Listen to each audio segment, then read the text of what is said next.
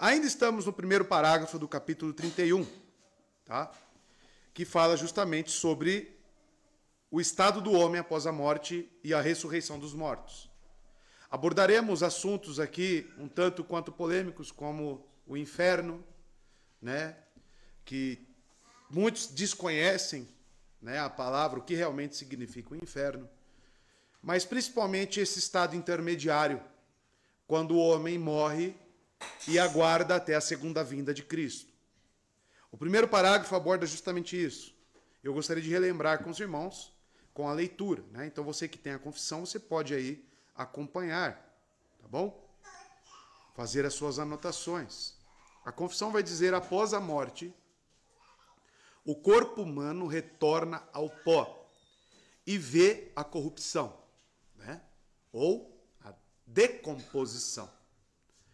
A alma, porém, não morre nem dorme, porque possui subsistência imortal, retornando imediatamente para Deus que a deu. As almas dos justos, sendo então aperfeiçoadas na santidade, são recebidas no paraíso, onde eles estão com Cristo, e veem a face de Deus em luz e glória, esperando a plena redenção dos seus corpos, e as almas dos ímpios são lançadas no inferno, onde permanecem em tormento e trevas espessas, reservadas para o juízo do grande dia. Além destes dois lugares destinados a almas separadas de seus corpos, as Escrituras não reconhecem nenhum outro. Seja purgatório, seja sono da alma, tá? Então, é sobre este estado intermediário que estamos estudando inicialmente. Eu já falei o que significa, né? O que é o estado intermediário, irmãos? Quem lembra? Quem pode definir o que é o estado intermediário da alma? Exato, é o período entre a morte e a ressurreição de uma pessoa, tá? Aonde a sua alma, ela é separada do corpo. Diante disto, nós fizemos algumas distinções entre corpo e alma, porque é necessário. Não que corpo e alma sejam dois elementos que não sejam unidos e caracterizam o que é um homem. Porque quando eu penso em homem, eu tenho que pensar ele na sua completude. Eu não posso pensar ele separado. Porém, para entender o estado intermediário da alma, eu preciso, para fins didáticos, falar um pouco sobre dicotomia. É o que vai trazer luz para o entendimento. Mas homem constituído, criação de Deus e sua imagem e semelhança, é um homem feito de corpo e alma, tá? E apenas por isso, né, para fins didáticos, é que nós separamos. Por que eu estou dando essa ênfase? Porque agora vamos dar uma analisada nas palavras utilizadas na Bíblia para alma, né, para espírito, que foi uma dúvida que surgiu. Eu coloquei aqui alguns slides, eu vou ler para os irmãos, pode ser que esteja um pouco pequeno ali, mas eu tentei extrair o máximo, resumir aqui para os irmãos, de modo que fique claro para nós, tá? Então vamos lá. As palavras giram em torno de Roash, Nefesh, Pneuma e Psique, né? As palavras em parênteses são as palavras gregas. As palavras fora do parênteses são as palavras hebraicas. Então é o que nós vamos encontrar nas Escrituras. Vou trazer os textos bíblicos, tá? Alguns, porque tem tantos. Os nomes do Ruach significa respiração, pode ser traduzido como respiração, vento, espírito, como sinal e símbolo de vida, tá? E Nefesh, alma, ser vivo, vida, pessoa, desejo, apetite, emoção, paixão. Já as palavras pneuma e psique vão ter os mesmos sentidos, porém, no grego, tá? Nós vamos ver os exemplos mais para frente. Que na escritura denotam um componente invisível do ser humano, essas palavras. Deixam isso muito claro. O tricotomismo, né, que foi citado aqui, e também o dicotomismo, nós devemos ter em mente que são pensamentos filosóficos gregos, principalmente das escolas de Platão. E é da onde surgiu o gnosticismo, tá? Porque os gnósticos eles vão fazer justamente essa separação. Eles vão dizer que a matéria é má e que algo bom e espiritual, como Cristo sendo Deus, era impossível de se acontecer. Então os pensamentos do tricotomismo e também do dicotomismo não são pensamentos cristãos. Porém, eu posso utilizar o dicotomismo para fins didáticos, para explicar essa distinção entre os dois, não fazendo separação? Posso, com as suas devidas ressalvas, tá? E é utilizado. A nossa confissão, ela não vai defender nenhuma das coisas. Ela está falando sobre o estado intermediário da alma e o que ocorre quando você morre. Este elemento imortal e invisível é separado da sua parte visível e material, tá? Então é necessário explicar essas duas coisas. Tudo bem até aqui?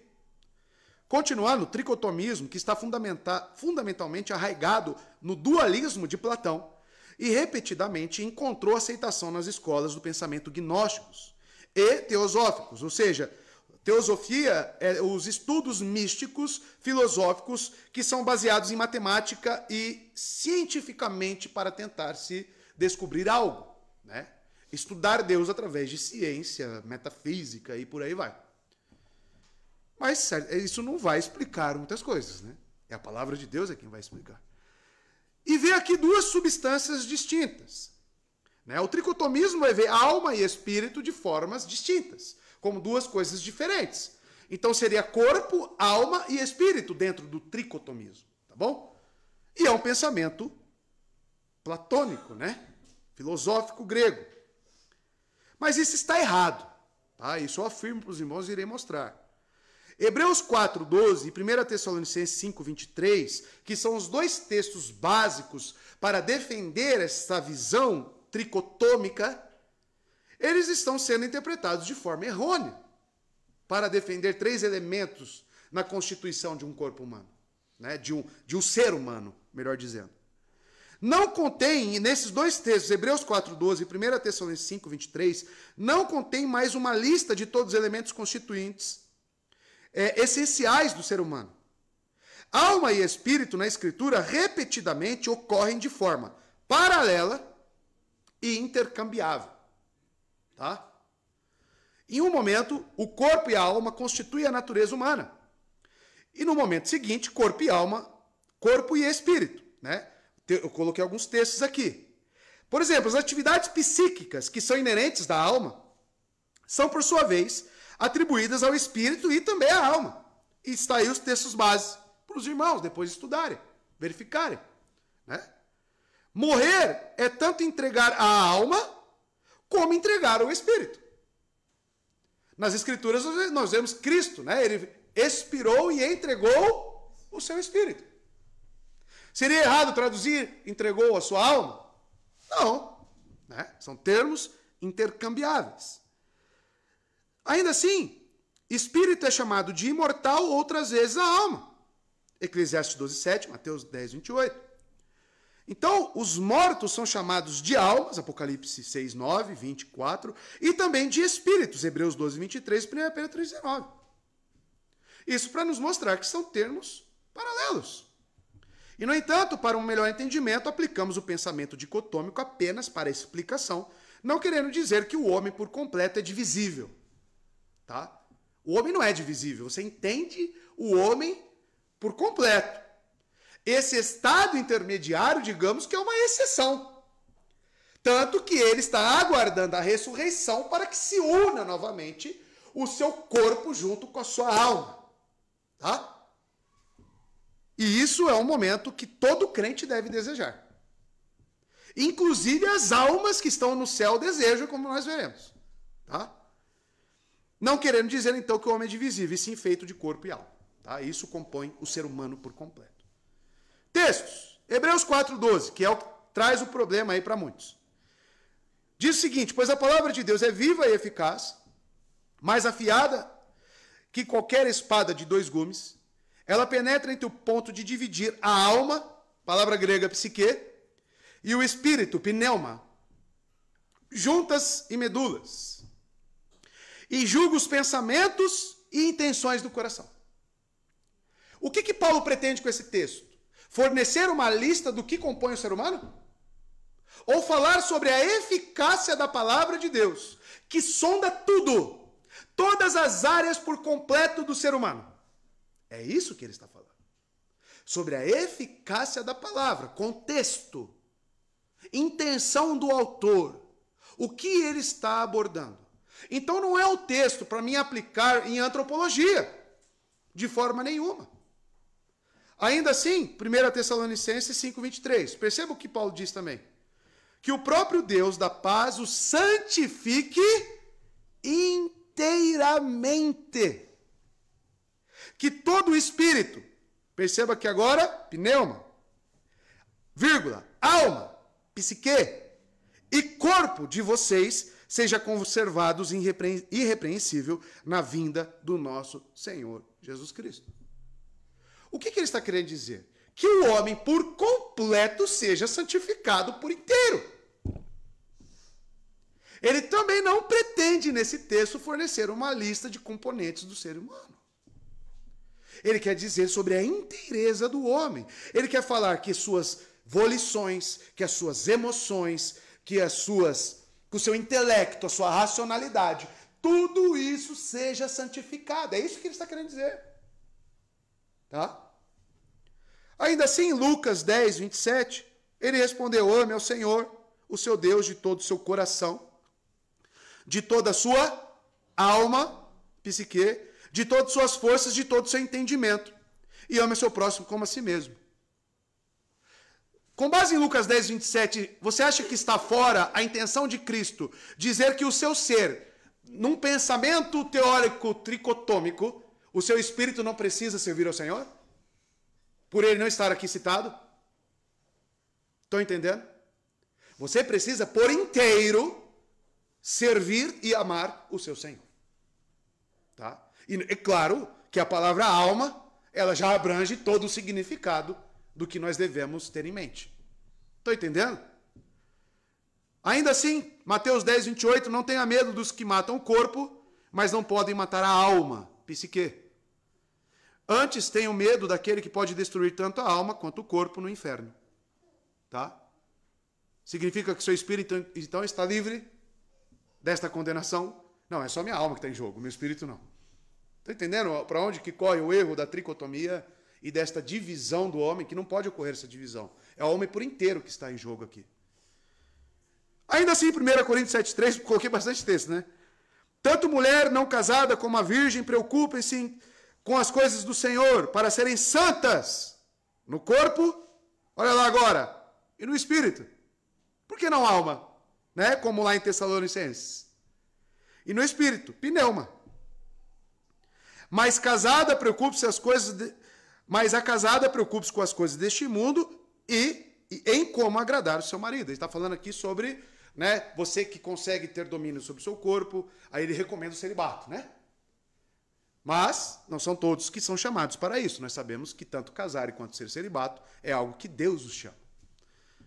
Porém, a santificação tem que ser, né, para todos. Os crentes, claro. Salmo 77:6. De noite recordo minhas canções. Meu coração medita. O meu espírito, ruach. Ainda assim, Gênesis 1:24. E disse Deus, produz a terra seres vivos de acordo com as suas espécies, rebanhos domésticos, animais selvagens e os demais seres vivos, nefesh. Esse texto significa, então, que os animais têm alma? Dentro das traduções para nefesh, ser vivo, né? Um ser que caminha, ele consegue ver, ele tem vida, diferente de um vegetal, correto?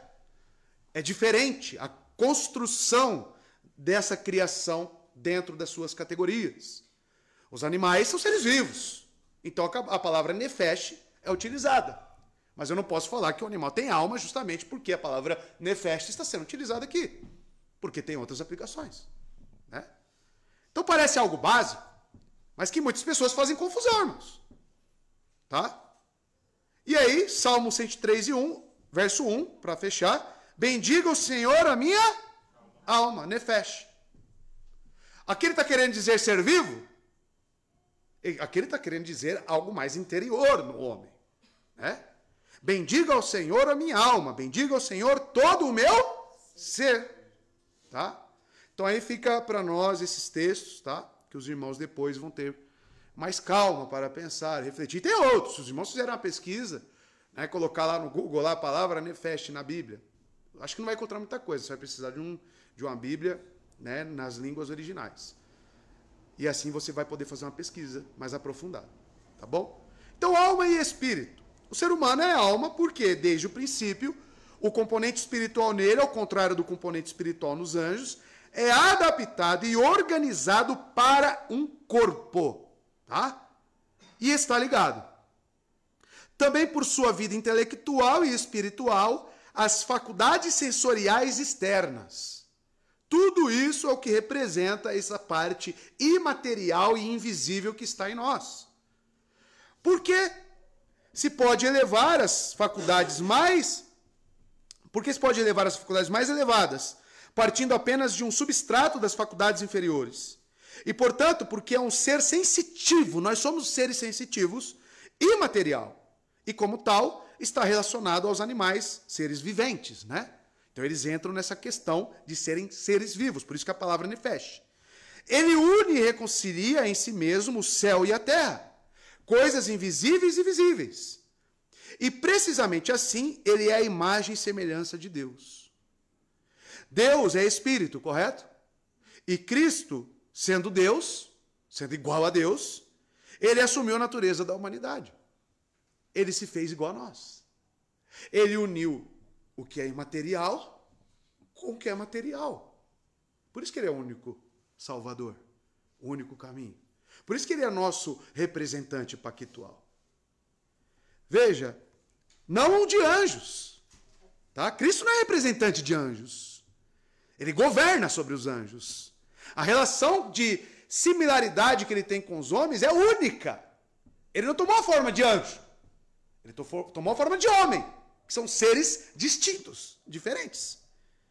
É a imagem, filho e geração de Deus, a espiritualidade, invisibilidade, unidade, simplicidade e imortalidade da alma humana são elementos da imagem de Deus. Então, quando lá em Gênesis nós vemos o ser humano foi feito à imagem e semelhança de Deus, está envolvendo isso, essa imaterialidade, esse ser sensitivo. Essa parte imortal, este espírito que ele nos deu. Porém, ele nos deu uma característica a mais, que é o corpo. Tá? Esta própria imagem emerge do fato de que ele tem um espírito, pneuma, que foi, desde o início, organizado em uma alma, psique, né? Então, paralelismo. E tudo isso colocado dentro de um receptáculo que é o quê? O nosso corpo. Tá? Então, é interessante analisar isso. Entender o que significa alma / espírito nas Escrituras. Tá? Porque até mesmo isso, principalmente, talvez, deve ser subserviente ao Senhor. Né? É a sua alma e o seu espírito que vai trazer as suas vontades entre fazer o bem e entre fazer o mal. Para um crente, claro. Né? Os ímpios só buscam o mal, né? Pelas suas inclinações. Até aqui, tranquilo? Estão entendendo aí, irmãos? Aí tem uma segunda palavra aí, ou terceira, né? Coração. E quando a palavra coração aparece na Bíblia, quer dizer o quê? Vamos lá. Pertencendo à imagem de Deus estão as faculdades humanas. O coração, segundo a Escritura, é o órgão da vida humana. Ele é, antes de tudo, o centro da vida física, mas também, em um certo sentido metafórico, a sede e a fonte de toda a vida psíquica do ser humano, de emoções e paixões, desejo, vontade e até mesmo do pensamento e do saber. Vocês percebem que tem similaridade com as mesmas palavras que já abordamos atrás? Porém, quando eu digo coração, está falando o seu centro, o que governa as suas decisões. Tá? O Senhor, ele ensina o meu coração, ele grava a sua palavra no meu coração. A palavra encontrada no grego é cardia e pode traduzir o órgão. Mas a palavra de Deus não quer falar do órgão, com certeza. É um sentido metafórico para o quê? Aquilo que move tudo. Porque o coração é o que bombeia o sangue, correto? Se o coração parar, acabou. Não tem sangue sendo bombeado e oxigenado para os outros órgãos. Então, o coração, de certa forma, ele é o centro do ser humano. A vida é representada pelo sangue nas Escrituras, correto? Cristo ofereceu o seu sangue. Então, quando eu penso em coração no sentido metafórico, eu estou pensando naquilo que é central na vida humana. Do coração procedem as fontes da vida, diz Provérbios 4, 23. Essa vida que se origina no coração divide-se em dois canais. Por um lado, devemos distinguir a vida que abrange todas as impressões, consciência, percepção, observações, pensamentos, conhecimento e sabedoria, mas especialmente em suas formas mais elevadas. O órgão central dessa vida é a mente, nous, e essa vida também se incorpora em palavras e linguagem. Por outro lado, o coração é a sede das emoções, paixões, ânsias, inclinações, afeições, vontades, decisões da vontade, que têm de ser dirigidas pela mente, nous, e se expressam em ações. Todos esses conceitos compõem o homem completo. Apenas estamos explicando, mas tudo isso está num pacote só. Seu coração, seu espírito, sua alma, seu corpo. A Bíblia quer dizer que tudo isso compõe o seu ser. Foi assim que Deus nos criou, tá? Indivisível. Tá bom? Até aqui, tranquilo? Coração, vai ler a Bíblia agora com mais cuidado. Não vai fazer confusão? Pode falar, Fabiana. Eu acho que a gente já estudou isso, mas surgiu uma dúvida. É como se o coração e a mente trabalhassem juntos. estivessem dentro da alma. Isso. Exatamente. Porque você tem as suas emoções. Mas você tem algo que vai dirigir essas emoções. Né? E geralmente são as suas percepções, a sua cosmovisão de mundo. Então, logo, o nous, a sua mente, ela vai te trazer a percepção, você vai julgar de acordo com a sua percepção, livre-arbítrio, e você vai tomar decisão A ou B. Entende? Geralmente, o sentimento que envolve a alma está envolvido nas suas decisões. Então, é muita filosofia aqui, né, nessa questão. Mas tudo é uma coisa só. Porque não tem como você racionalizar sem colocar o sentimento. Você toma uma decisão A ou B, julgando ser melhor esta ou aquela, de acordo com a sua percepção, mas também os seus sentimentos. Tá? Por que eu peco? Vamos lá. Romanos capítulo 7. O bem que eu quero fazer, este eu não faço. Mas o que eu não quero, este eu faço. Por quê? Essa é a grande chave. Por quê? Eu sei que é errado, o meu nous, a minha mente como crente sabe que é errado, mas ao mesmo tempo a minha mente também sabe que aquilo vai me trazer algum prazer, que aquilo vai me trazer alguma satisfação. Se o pecado fosse ruim, um remédio amargo, ninguém faria. Então você entra nesse dualismo, né, de Romanos capítulo 7. Eu sei que é errado, mas se eu não fazer, talvez eu não tenha nenhum benefício temporário e sensitivo. Mas se eu fazer o que é errado, talvez eu tenha um prazer e eu sinta algo. E geralmente você sente. Então você escolhe com base nas suas emoções. É aí que entra o hedonismo. A busca desenfreada pelo prazer. E a cruz, o discipulado de Cristo diz o que para nós? Negar o quê? A si mesmo. Está entendendo? É aí que entra você servir ao Senhor com todo o seu ser. E as suas vontades têm que morrer. Né? Nós pecamos justamente porque é bom, irmãos. Porque vai trazer algum prazer. Correto? Ou alguma satisfação temporária que seja. Porém, isso desagrada ao Senhor. Tá? Pra você ver como nós somos egoístas. Para você ver como que está sendo balizado um ser salvo, regenerado por Cristo, habitado pelo Espírito Santo, mas usando das suas volições para fazer o mal. Por isso que nós devemos nos arrepender seriamente dos nossos pecados. Porque é uma grande afronta a Deus. Ele te concedeu o Espírito Santo, ele te dá a condição de você escolher o que é certo, de fazer o que é certo, e mesmo assim você escolher o que é a carne. Então era melhor você ter ficado no seu estado corrompido. Correto? Entende que o pecado é uma afronta a Deus? Terrível. Então pensemos nisso. Seguindo mais para frente, né, eu falei da tensão da morte, né, eu falei daqueles que dormem. Alguém pode elucidar para nós por que a palavra dormem, ela é utilizada, ela remete ao quê? Hã? Morte? Claro, é utilizado para morte, mas por que a palavra dormir? Acordar depois. Isso remete à ressurreição. Tá? Ressurreição. Aí eu trouxe alguns textos para os irmãos sobre essa questão. Agora vamos falar no ponto 2.2 sobre justificação e morte, né? Já foi falado, na verdade, né? Que é essa questão, se eu sou justificado em Cristo, por que eu preciso ainda morrer?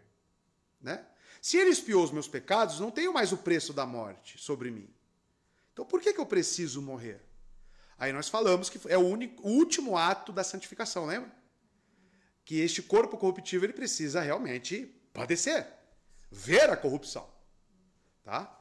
Então por isso, uma justificação é uma coisa, processo de santificação é outra. Tá? Devemos saber distinguir essas coisas. Trouxe Lois Berkoff, né, que fala sobre essa questão. E agora quero falar das almas dos justos, né? Distinguir a alma dos justos com a dos ímpios. Então, o primeiro ponto que nós vamos abordar é o que acontece com a alma dos justos. As Escrituras e a confissão são claras em afirmar que as almas dos justos vão imediatamente para o paraíso. Tá? Lemos no parágrafo 1 o seguinte: as almas dos justos, sendo então aperfeiçoadas em santidade. A morte está dentro desse aperfeiçoadas em santidade? Está. São recebidas no paraíso, onde estão com Cristo, e contemplam a face de Deus em luz e glória, aguardando a plena redenção de seus corpos. Tá? Então Jesus disse ao ladrão na cruz: hoje estarás comigo no paraíso. Ele falou: você vai dormir, vai ter que aguardar.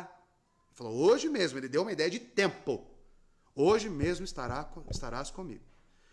Se eu não me engano, os adventistas do sétimo dia, ou os testemunhos de Jeová, não lembro agora, eles distorcem porque eles acreditam no sono da alma. Tá? Testemunho de Jeová, né?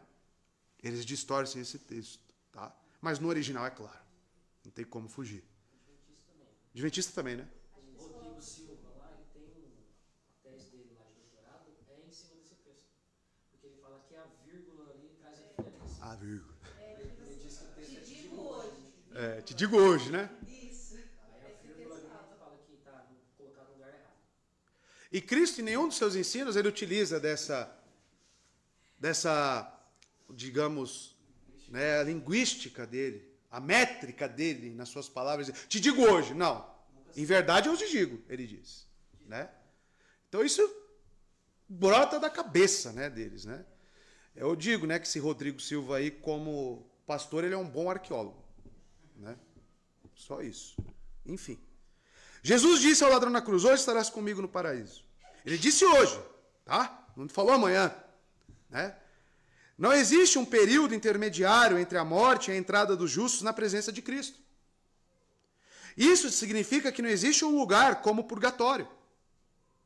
Paulo afirma que quando o crente parte, ele ou ela estará com Cristo. Vou mostrar esses textos. Filipenses 1:23, 2 Coríntios 5, do 6 a 9. Há apenas duas opções para os justos: em corpo, vivendo pela fé, ou fora do corpo, junto com Cristo. Claramente, então, a confissão ensina, como a Bíblia faz, que as almas dos justos entram imediatamente na presença de Cristo na morte. A confissão afirma ainda que as almas dos justos são aperfeiçoadas em santidade na morte. Em Hebreus 12:23, os justos que partiram são descritos como os espíritos dos homens justos aperfeiçoados. As almas dos justos tornam-se absolutamente sem pecado na morte. Eles são conduzidos ao paraíso, que é um sinônimo de céu. Tá? Textos. Filipenses 1:23 a gente leu hoje na devocional pela manhã. Né? Paulo diz: estou pressionado dos dois lados. Desejo partir e aguardar a estar com Cristo, é o que ele diz. E estar com Cristo. Isso era uma certeza para Paulo. Tá? O que é muito melhor.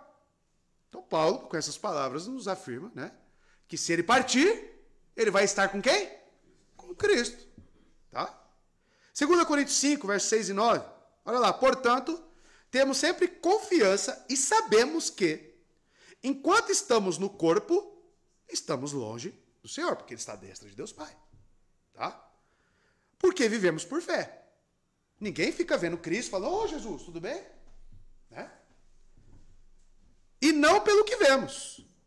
Temos, pois, confiança e preferimos estar ausentes do corpo. O que significa estar ausente do corpo? Morrer. E aguardar com o Senhor? Habitar com o Senhor. Tá? Por isso temos o propósito de lhe agradar, quer estejamos no corpo, quer o deixemos. Aí acho que o Rodrigo, se você pegar esse texto aqui, vai se complicar um pouco, né? Então, mais textos para nós aí. Mas e a redenção completa? Tá? As almas dos santos que partiram estão numa condição, claro, deliciosa, feliz. Estão no centro da sua felicidade, estão com Cristo, como acabamos de ver nos textos. Cristo está com eles no paraíso e os justos vê-lo-ão. De uma forma que nenhum mortal pecador pode.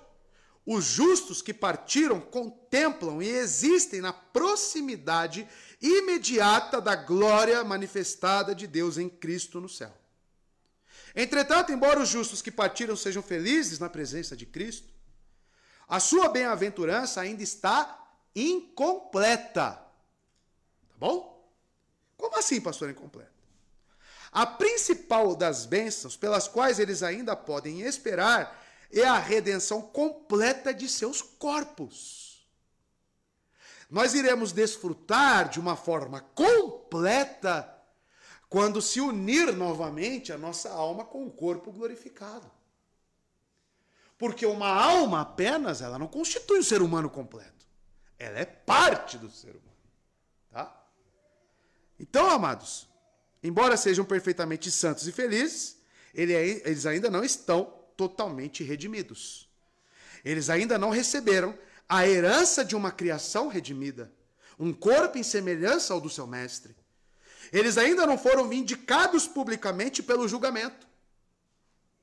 E eles desejam esse julgamento. Seus inimigos ainda não foram julgados. Seus corpos ainda não foram redimidos. Embora sejam verdadeiramente santos e felizes, eles ainda estão numa condição desencarnada. Tá? A Bíblia nunca idealiza uma condição desencarnada. Ela sempre apresenta como a verdadeira esperança dos crentes uma consumação histórica que é tanto terrena quanto corporal. Coloquei entre parênteses o homem completo. Tá? Então, aguardar com grande expectativa a vinda do Senhor está inclusive para aqueles que já estão com Cristo. Nós veremos um texto agora de Apocalipse. Presta atenção nessas almas que já estão com ele na visão de João. E veja se eles anseiam pela volta de Cristo e pelo julgamento final. Lá diz em Apocalipse 6, verso 9 a 11. Quando ele abriu o quinto selo, vi debaixo do altar as almas, olha lá, daqueles que haviam sido mortos por causa da palavra de Deus e do testemunho que deram. Eles clamavam em alta voz. Até quando? Ideia de tempo. Até quando? Ó soberano santo e verdadeiro. Eles estão orando a Cristo. Esperarás, olha lá, tempo, esperarás para julgar os habitantes da terra e vingar o nosso sangue? Então cada um deles recebeu uma veste branca e foi-lhes dito que esperassem um pouco mais. Estado intermediário. A alma. Até que se completasse, olha só, o número dos seus conservos e irmãos, os eleitos. Então, quando Cristo voltará? Quando ele reuniu o seu último eleito. Quando ele reuniu o seu último eleito, aí pronto, aí ele vai vir com o seu julgamento. Que deveriam ser mortos com eles. Né? Então, ou seja, terão que passar também pela morte. Mas os irmãos percebem que mesmo as almas que estão no céu, através dessa visão de João, eles desejam com grande expectativa também o juízo, e com o juízo, claramente, a junção desta alma com o corpo e viver plenamente com Cristo. Novos céus, nova terra, novo corpo, né? Então isso é uma máxima, tanto para nós que vivemos, quanto para aqueles que já morreram, tá? Samuel Waldron vai comentar isso para nós. Aqui são revelados vários aspectos insatisfatórios do estado intermediário. O mais proeminente é a falta de vindicação. É a falta de vindicação que as almas dos justos sentem porque os seus inimigos ainda não foram julgados. Tá? Esta injustiça não resolvida faz com que a bem-aventurança dessas almas, né, seja ou é incompleta. Dois outros aspectos insatisfatórios são referidos da forma mais implícita. A descrição, as almas dos que tinham sido mortos, no verso 9, alude à sua condição de desencarnados, como inquietante. Então, estar desencarnado apenas com alma é inquietante para aqueles que já morreram e estão com Cristo. Tá? Por mais que eles estejam gozando de grande alegria, né, de todas as benéficas com Cristo, é claro, mas eles aguardam ainda isso, a justiça final. E a menção, no verso 11, de seus conservos e irmãos que haviam de ser mortos, lembra-nos a unidade do povo eleito de Deus. A bem-aventurança do espírito dos crentes deve ser incompleta enquanto seus irmãos ainda estiverem sujeitos à hostilidade de um mundo cruel. E é interessante isso, porque nós veremos em Atos que eles são unânimes em pensamento. E nós vemos que as pessoas que morreram, elas continuam clamando pela justiça de Cristo e aguardando pelas mesmas coisas que nós estamos vivos, estamos também desejando. Até no céu, com a gente vivo e eles lá, existe uniformidade, unanimidade de pensamento. Tá? Interessante, né? 2 Coríntios 5, 2 a 4. Enquanto isso, diz Paulo, gememos, desejando ser revestido da nossa habitação celestial.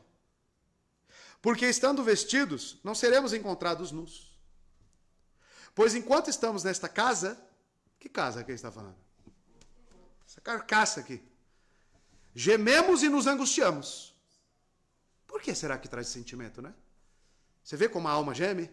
Como os sentimentos de estar nesse corpo corruptível é ruim? Para um eleito, claro, né? Porque não queremos ser despidos, mas revestidos da nossa habitação celestial, para que aquilo que é mortal seja absorvido pela vida. Tá? Comentário sobre esse texto. A segunda passagem que comprova as afirmações feitas acima é 2 Coríntios 5, do 2 a 4. Esta passagem também se refere aos aspectos insatisfatórios do estado intermediário. Por quê? Paulo menciona seu desejo de ser vestido com a sua casa eterna nos céus, o seu corpo de ressurreição transformado. Fala de estar nu e despido. Está a aludir ao estado intermediário que se entra, né, com a morte e a condição sem corpo que isso implica. Claramente, Paulo está a pensar no estado intermediário. Porque o que ele quer dizer, estou nu e despido? Porque, principalmente para as almas que não têm um corpo lá, ainda receberão um corpo glorificado, e nós que estamos neste corpo sabendo, não é esse corpo, é um novo corpo. Então você que fica lá na academia, se contemplando, meu corpo, miserável homem, você está perdido. Porque esse corpo seu será totalmente comido pelos vermes. Né? Você vê como o pensamento do homem ele é totalmente vaidoso. Só busca vaidade. Voltando, né? Está nu, está despido, não é a sua roupa, não é a sua casa. Somente a alma também não. Precisa se revestir do que é celestial. E eu penso, amados, muitas teorias, né? E pensamentos acima. Nossa, como será esse corpo glorificado, né? E as crianças que morreram? Né? Como é que Deus vai dar um corpo para aquela pequena alma? Não sei, irmãos. Não me pergunte. Mas eu acredito que estaremos em um estado com o corpo sem certas limitações que nós temos hoje. Uma delas, de poder conhecer a Cristo mais profundamente. conhecer a Deus, que é uma fonte inesgotável, que a nossa própria racionalidade, corrompida pelo pecado, tem os seus impedimentos. Você não consegue desfrutar de Deus com esta carcaça. Mas quando recebermos um corpo glorificado, irmão, a sua alma pura, junto com um corpo puro, desfrutará de Cristo a níveis inimagináveis. Então pense nisso, se é algo desejável ou não. Né? Se nós já temos desejo, eu falo dos crentes, né? De ficar na palavra, buscando os conhecimentos, querendo conhecer a Deus, pense no céu e na glória, com seu corpo e alma unidos. Então esse desejo já existe em nós, só que será aperfeiçoado. Tá? Então claramente Paulo está a pensar no estado intermediário quando ele, em 2 Coríntios 5, verso 2 a 4. Tá bom? E as almas dos ímpios? E os ímpios, qual é o estado de suas almas depois da morte? A declaração da confissão é clara, né? No parágrafo 1, e ao mesmo tempo sóbria e sucinta, abre aspas, as almas dos ímpios são lançadas no inferno, onde permanecem em tormento e sob trevas, reservadas para o julgamento do grande dia. A confissão nos diz 3 coisas sobre a condição dos ímpios, no estado intermediário. Primeiro, a sua localização, né? Inferno. A segunda são as suas circunstâncias, tormento e escuridão. A terceira é a sua expectativa, julgamento do grande dia. Porque inclusive as pessoas que já foram condenadas, elas sabem que o julgamento ainda virá. Tá? E ela saberá que também, assim como nós no céu desfrutaremos a níveis, né, inimagináveis de Cristo, de Deus, os ímpios no inferno, quando juntarem sua alma com seu corpo, eles sofrerão tormento também a níveis inimagináveis. E isso que é terrível. Tá? Esta condenação eterna. Eu vou falar mais para frente sobre o que realmente é o inferno. Tá? O lago de fogo, que é reservado para aquele dia. Então, amados, as 2 considerações seguintes são suficientes para provar essas afirmações, que descrevem a condição dos ímpios após a morte na Bíblia. 2 termos básicos são usados para designar o lugar dos ímpios após a morte.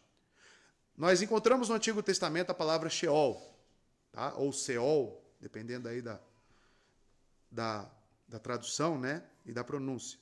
No Novo Testamento nós encontramos a palavra Hades. Mas Hades e Sheol significa inferno?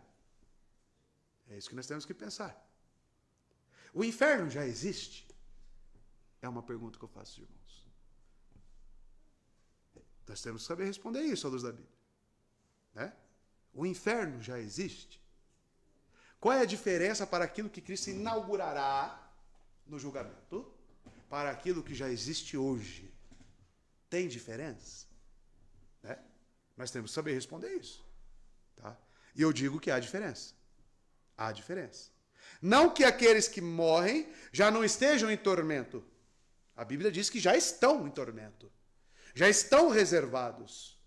Mas o inferno, propriamente dito, o lago de fogo, será o momento da sua justiça. Tá? Nós veremos alguns textos. Sheol. A palavra Sheol é traduzida como inferno, sepultura e poço, na versão King James. A rigor, inferno, Gehenna, ainda não existe. Tá? O inferno é o lugar do tormento final, de corpo e alma. Tá? É popular falar dos ímpios que agora vão para o inferno, mas a rigor eles descem para o Hades e não para o inferno. Tá? O inferno é o lugar da punição final, após a ressurreição e julgamento final. Disse que tanto os justos quanto os ímpios vão para o Sheol. Tá? Gênesis 37, 35, Números 16, 30, e tem as várias referências bíblicas que o irmão pode consultar depois. O Sheol tem 2 significados, o lugar do castigo para os ímpios e também pode ser colocado como o túmulo. Tá? A sepultura. O doutor Sam Waldron escreve que Sheol, qualquer que seja o significado mais específico que possa assumir, é o que está abaixo. Isso significa que ele se opõe ao que está acima, o céu. Portanto, quando se diz que até os justos vão para o Sheol, isso não tem conotação de estarem em tormento, obviamente. De fato, diz que os justos foram libertados do Sheol. Tá? Provérbios 15, 24, Salmo 49, do 14 a 15. Então é utilizado esse termo para se opor ao que os justos estão realmente desfrutando. Tá? Se os justos estão em felicidade, em gozo, em alegria, os ímpios não estão em nada disso. Tá? Então, Sheol não é a mesma coisa que inferno do último dia, do julgamento. Tá bom? Que fique claro para nós. Os justos são libertados dos castigos do Sheol e libertados do poder da morte. Diz que a ira de Deus arde no Sheol. Deuteronômio 32, 22 diz: porque um fogo é aceso pela ira de Deus e arde até as profundezas do Sheol. Tá? Ou seja, esse local já é um local de tormento e de recebimento da ira de Deus. Tá? Textos. Gênesis 37 e 35. Aqui é a tristeza de Jacó quando ele é informado, né, que o seu filho José morreu. Né? Seus irmãos inventam aquela história lá. Se sujam de sangue, né? Enfim. Todos seus filhos e filhas vieram consolá-lo, mas ele recusou ser consolado, dizendo: não, chorando descerei à sepultura. A palavra ali é Sheol. Tá? Ele está falando que vai para o inferno? Para junto do meu filho. E continuou a chorar por ele. Tá?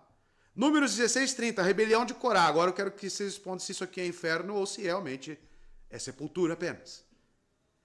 Mas se o Senhor fizer acontecer algo totalmente novo, a terra abrir sua boca e os engolir, junto com tudo o que é deles, eles descerão vivos ao Sheol. Então vocês saberão que esses homens desprezaram o Senhor.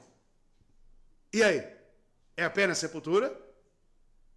Ou esses homens, de certa forma, estão indo, pela rebelião que eles ofereceram, para o inferno? Né? Mas certamente está representando a morte deles. Né? Nós sabemos que literalmente a terra os engoliu. Mas e o destino final deles? Dá para se presumir? Com certeza. Né? E Salmos 49, 15. Mas Deus redimirá a minha vida da sepultura e me levará para si. Aqui está claro. Que Sheol aqui, o quê? Me retirará da punição e me levará para com ele. Estarei junto com Deus. Então, olha as nuances das palavras hebraicas, né? Hades. E eu acho que o meu tempo já está acabando. No Novo Testamento, nós encontramos a palavra Hades, que também está relacionada com a palavra Sheol. E, na verdade, Hades é a palavra grega que foi traduzida de Sheol na Septuaginta. Tá? A Septuaginta é a Bíblia traduzida para o grego, inclusive o Antigo Testamento. Tá? Que reuniu lá os 70 rabinos, né? Os irmãos sabem dessa história.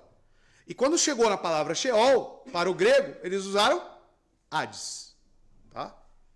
Então o significado de Hades no Novo Testamento, no entanto, não é exatamente o mesmo que Sheol no Antigo Testamento. O Sheol no Antigo Testamento, como vimos, representava a sepultura. Que o Hades denota a sepultura pode ser visto em Atos 2:27 e também 31. E é uma citação do Salmo 16:10. Que isso se refere ao túmulo. É visto pelo fato de que é uma profecia sobre o Senhor Jesus Cristo e os crentes. O credo apostólico diz que Cristo desceu ao Hades. Significa o quê? Que ele foi lá no inferno, lá pregar para quem está no inferno? Alguns creem nisso, né? Que Cristo, quando morreu, foi lá no inferno, porque ele tem a chave, né? Do Hades. Aí ele pregou lá para as pessoas, né? Porque aquelas pessoas eram inocentes, né? Então Deus está errado no julgamento que mandou para lá, está alguma coisa errada, né? Olha as maluquices que as pessoas pensam, irmão. Né? Mas não, está dizendo que ele morreu. Cristo expirou, entregou seu espírito. E além disso, a ideia de corrupção e decomposição está intimamente associada ao enterrado, uma sepultura. Então o corpo de Cristo não viu essa corrupção, porque ele ressuscitou. Mas ele morreu? Morreu. A Bíblia está mentindo, né? Ele morreu e ressuscitou, né? Enquanto o de Davi, ele viu corrupção? Ele viu. E a palavra Hades também pode denotar um lugar dos ímpios no tormento. Diz que o Senhor Jesus tem as chaves da morte e do Hades, tá? Apocalipse 1:18. Em Apocalipse 20:13-14, a morte e o Hades são julgados e lançados no inferno. E esse texto aqui é o mais claro para nós, que é o que eu vou apresentar aos irmãos. Olha que interessante Apocalipse 20, versos 13 e 15. A visão de João. O mar entregou seus mortos, que nele havia. E a morte e o Hades entregaram os mortos. Estado intermediário. Correto? Que neles havia. E cada um foi julgado de acordo com o que tinha feito. Então, a morte e o Hades foram lançados no lago de fogo. Opa! Então são lugares distintos? São. Essa é a base bíblica. Tá? Então o lago de fogo é a... João define. O lago de fogo é a segunda morte. E se o nome de alguém não for encontrado no livro da vida, este foi lançado no lago de fogo. E aqui já é com seu corpo e com a sua alma unida, para sofrer todos os tormentos do inferno. Simon Kistemaker, né, ele é um comentarista, uso muitos comentários desse homem, muito bom, os comentários dele e do Hendricks, né? Acho que o Gessé usa também, né, Gessé? Muito bom. Ele diz, a expressão lago de fogo aparece apenas no Apocalipse e num total de 6 vezes. João explica o significado dessa expressão ao identificá-la como a segunda morte. Esse é o lugar em que o ímpio está separado para sempre do Deus vivo, para sofrer eternamente os tormentos do inferno. Mas como podemos entender os termos morte e Hades? Primeiro, a morte é um estado e o Hades é um local. Tá? Em seguida, esses dois estão ligados como no quarto selo, em que o cavaleiro no cavalo branco é a morte e o Hades. Ou seja, é uma condição e um local.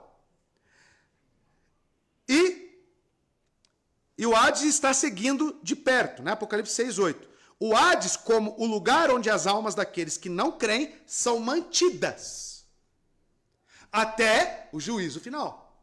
Tá? E não deve ser identificado como uma sepultura, onde os corpos dos crentes e dos descrentes repousam. Então o termo Hades aqui em Apocalipse, o texto que os irmãos viram, não é somente sepultura. Tá? Em contraste, o inferno é o lugar de sofrimento eterno, quando tanto a morte quanto o Hades são lançados no lago de fogo. A autoridade de que eles exercem no período cósmico chega ao fim. Tá? Porque até mesmo os anjos serão jogados nesse lago de fogo? Satanás, seus anjos? Sim. Todos eles serão colocados lá. Não para a aniquilação, tá? Porque aí vem a doutrina do aniquilacionismo, né? Que pensa que vão aniquilar eles para sempre. Não, eles estarão sofrendo, sendo atormentados eternamente. E Deus é justo em fazer isso? Com certeza. Com toda certeza. Tá? Matthew Paul também comenta, ele diz, a morte e o inferno foram lançados em lago de fogo. Não haverá mais morte natural, nem mais estado separado das almas. Olha lá, estado intermediário. Todas elas serão engolidas na questão do juízo final, onde algumas entrarão na vida e outras na condenação eterna. Voltando à pergunta, o inferno já existe? Não. Tá? Existe o quê? O Hades. O que é o Hades? O lago de fogo, o Hades? É um local onde as almas dos ímpios estão reservadas. Já estão sofrendo? Né? Já estão sentindo as duras penas? Já. Né? Então são palavras paralelas ao Sheol. Pode falar, Israel. Tempo atrás eu tinha discutido um pouco isso com meu primo. E eu sei que é uma parábola quando Jesus vai usar a questão do Lázaro e do rio. Sim, Lucas 16. Tem discussão se é parábola, tá? Tem muita discussão acerca disso.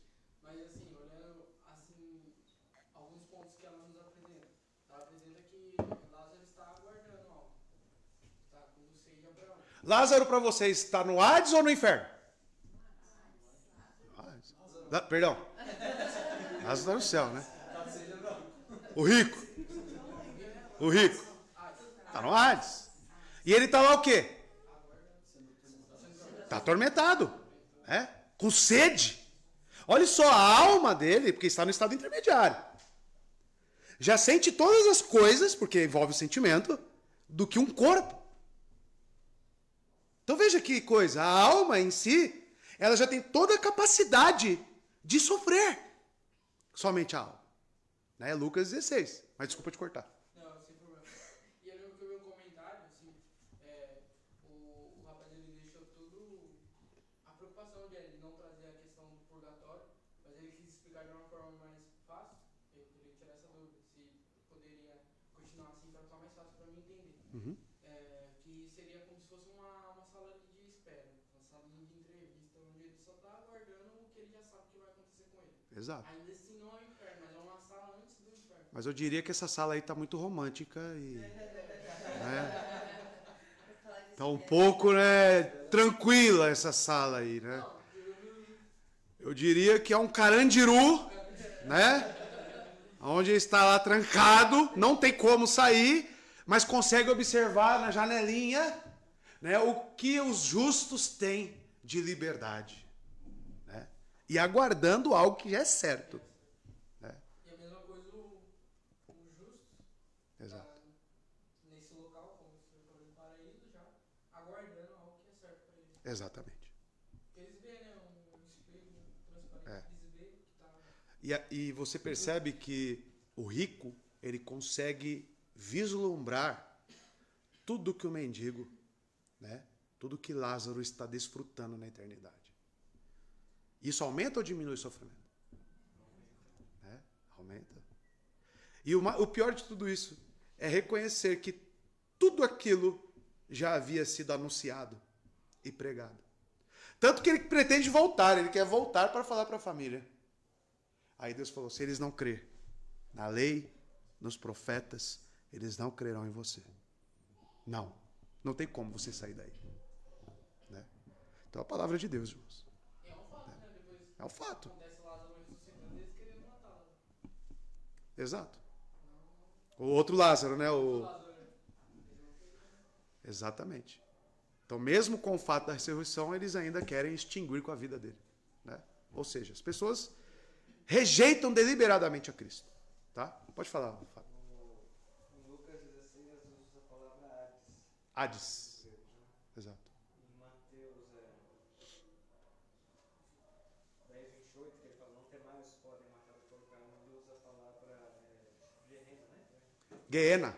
Isso. Essa outra palavra. Em Marcos também usa essa mesma palavra. A palavra Gehenna já é um vislumbre do lago de fogo. Por quê? O que é o Gehenna? É o vale de Rinom. Tá? Em Jerusalém, fora das muralhas, tinha um local onde eles jogavam as carcaças do sacrifício. Tudo aquilo que não prestava. E ali, inclusive, dentre os componentes, era um grande lixão. Tinha enxofre. E não sei se os irmãos sabem, enxofre não se apaga. Se você botar fogo num pedaço de enxofre, aquele fogo fica ali. Ó. Né? Um fogo verde, né? Não sei quantos já viram e estudaram isso. Então, Cristo utiliza esse nome Gehenna em comparação com o que será. Então é uma linguagem metafórica, como se fosse uma parábola, dizendo sobre o que acontecerá. Né? Então o inferno será um local de sofrimento constante, onde o verme nunca morre, né? O fogo nunca se apaga. Né? Pode falar, Tiago. Não, só ia comentar sobre o verme, porque no Vale de Rinom, onde era um lixão, né, Aham. na posição, tinham os vermes, né, e é por isso que também é figurado, usada a palavra dos vermes. Exato. O verme não morre e o fogo que está queimando lá não se apaga. Exatamente. É isso aí. Eu ia comentar também sobre o termo do Sheol, e Jonas também usa esse termo quando ele faz a sua oração no ventre do peixe. Aham. Ele fala, eu estava no Sheol, né? Do Sheol. Livre-me do Sheol. Ele usa essa palavra. Exatamente. Que era a morte, a sepultura dele. Ele enxergou a sepultura dele ali, né? Isso. Exatamente. Certo, irmãos? Nosso tempo já até extrapolou. Vai falar alguma coisa? Pode falar, Fábio. Segundo Pedro 2,4, que está falando, porque se Deus não poupou os anjos que pecaram, mas apenas lançados no inferno, a palavra que ele está usando aqui é uma outra também. Tártaro, né? Mas também, eu lembrei dela agora, também é uma... Exato. Remete a esse estado ainda, né? Eu acho que, não sei. Intermediário. Mas tá Né? falando dos anjos que pecaram, né? Sim. Pode ser, Que também estão reservados. Né? pode ser um lugar parecido com Hades, né? Sim, com certeza. Né? Essas, né, palavras... E ficando reservados para o juízo. Isso. Então, estado intermediário. Estado intermediário. Né? Reservados. Né? Então, é justamente isso. Então, para que os irmãos entendam, existe esse estado. Né? Mas você deve saber definir o que acontece, né? Nesse estado intermediário. Então, é muito importante para nós esse estudo. Tá? Semana que vem eu quero trazer para os irmãos o que é o inferno. Né? Pensando agora no lago de fogo. Né? O que é esse tormento? O que tem? Eu vou trazer algumas especificações. Por quê? A confissão fala de inferno. Então a gente precisa definir o que é que ela está querendo dizer ali. Né? Essas almas reservadas para esse juízo. Tá bom? Então vamos tomar um cafezinho. Já passamos um pouco.